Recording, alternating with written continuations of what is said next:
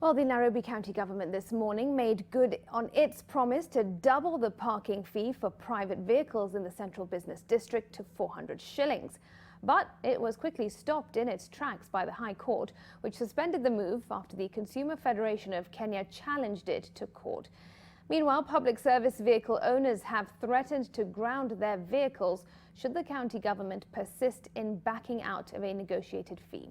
NTV's Olive Burrows breaks down the numbers. We tell them, try it, you'll meet the burning fire. Let them try anything, we pull our services, and then they see whether they'll be able to carry Kenyans on their backs to work. The Federation of Public Transport Operators breathing fire at the Nairobi County government.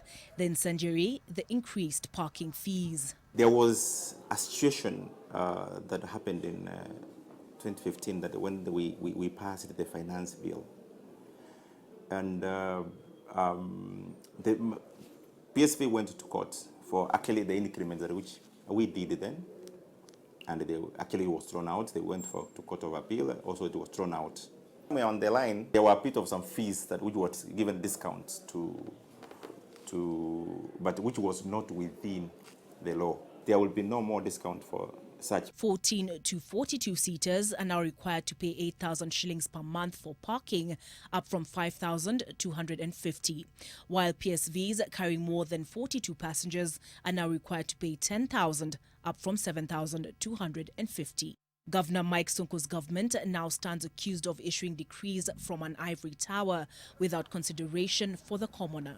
Sasa watu wanakuja from nowhere wanaongeza even ni kuhusisha wengine. Wangekuja kwanza pia watuulize na pia tutoe maoni yetu. Badala ya kuamuka tu mara moja hivi na kusema kwamba pesa imeongezwa hivi. Matatu operators say there is no value for the amount they already pay in parking without adequate picking and dropping off points for passengers. And that's why boarding a matatu here at the railway terminus is considered a risky affair. Here in railways, we don't have picking points. Vehicles are picking as they move. They are dropping as they move. The risks that are involved are too much. So we don't see the reason, they're not justified to increase in parking fee. Mtu anajaribu kurukia gari anaanguka. Alafu ukisimama unakuta naye kajo ndio huyu anakufukuza. Naona vile tumefunga hii gari. Tunaifunga kwa sababu ya kajo. Wanaingia ndani, wanakuja kushika gari kwa nguvu. Na umelipa kajo. The operators are now turning the tables on the county government, which they say owes them for expenses incurred as a result of failed county systems. Hapo anatuvinyiria kwa sababu hata parking hakuna mahali ya kupaki gari. Kiangalia kama hapa railways gari zimejaa lakini hakuna mahali ya gari ndio inabebea.